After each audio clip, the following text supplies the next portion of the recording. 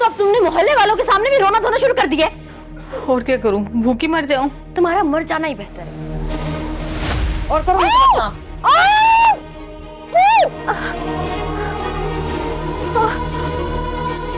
मुझे ना मारना, मुझे मत मारना।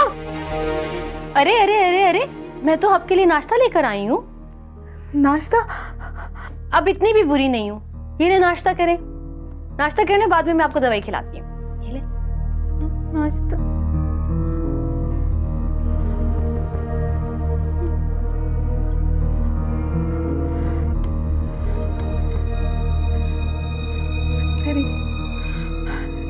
लगता है आयशा ने दीवार थपथपाने की आवाज़ नहीं सुनी। अब अगर आएगी भी तो मैं उसे नाज़ों के बारे में कुछ नहीं बताऊंगी।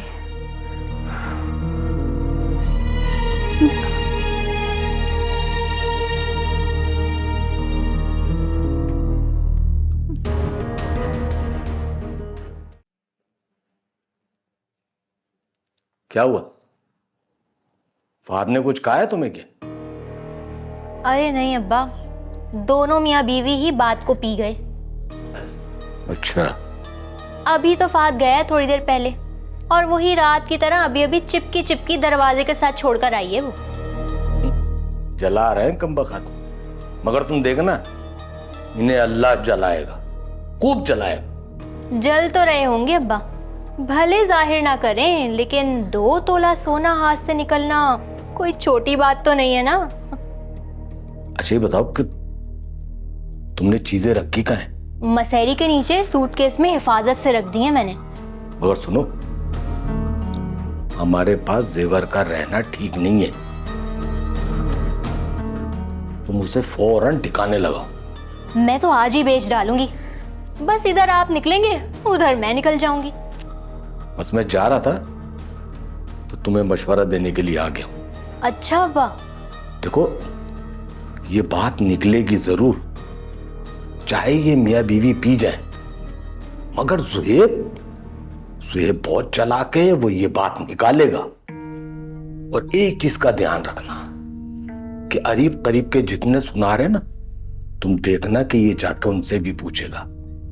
वो जो सेल्फियां ली हुई थी ना यूं यूं कर करके, हो सकता है वो सेल्फियों की पिक्चर्स दिखा के पूछे कि ये जेवर कहां बिके। अरे हाँ अब्बा, ये तो मैंने सोचा ही नहीं।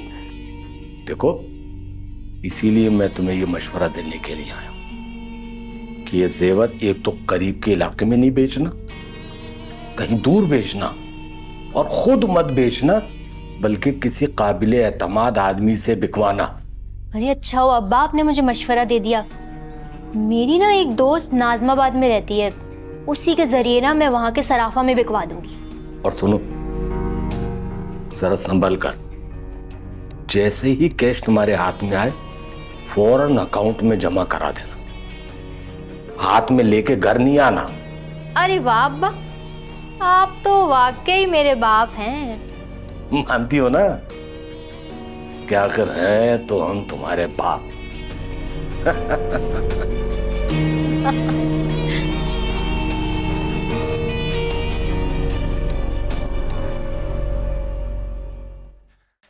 मान तो ली ना आपकी बात, नहीं कर रहा मैं नाज़ों की बात। अब आप बताएं आपको क्या कहना था? सुहेब, ये 3 घरों की इज्जत का मामला है।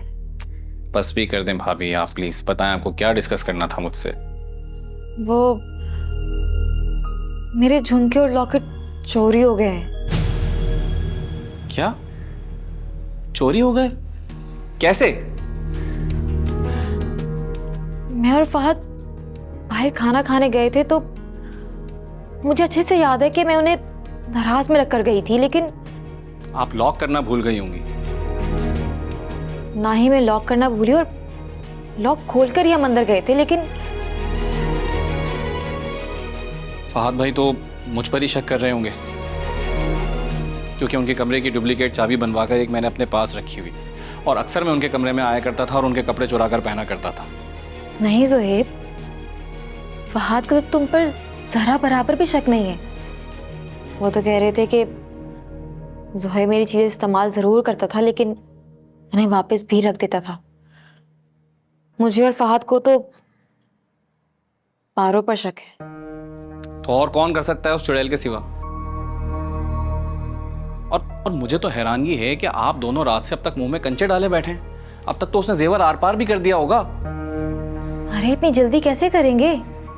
मैं अभी पूछता हूँ, और अब तक आपको पुलिस को बुला लेना चाहिए था। नहीं ज़ुहैब रुको, मैंने फहाद को भी मना किया था। भला वो दोनों एतराफ थोड़ी करेंगे। अरे भाभी, पुलिस 2 चतरोल मारेगी ना, अभी सब उगलेंगे वो। नहीं ज़ुहैब, घर की इज्जत को थानों में रुलवाने का क्या फायदा? जैसे वो इधर उधर होगी हम उसके कमरे की तलाशी ले लेंगे।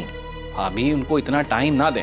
आप खुद सोचें, जो लड़की ये हरकत कर सकती है वो अपने जुर्म का सबूत अपने पास रखेगी?